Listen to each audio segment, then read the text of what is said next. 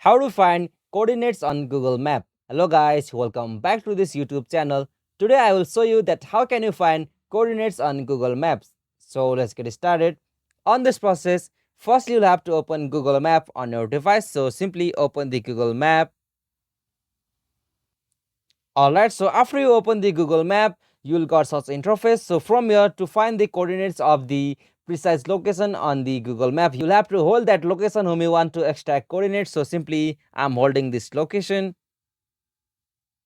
Alright, so after you hold the location on your Google Map, you'll be able to find the coordinates on your Google Map just at the top of your screen. So from here you can easily find the coordinates. So as usual, from here you can copy the coordinates and send these coordinates to someone on any platform so they can easily search this coordinate on Google Maps. So this is the easiest and simplest method to find and share the coordinates on your Google Maps. So hope this video was helpful to you, and please don't forget to subscribe our YouTube channel for more quick and short tutorial like this.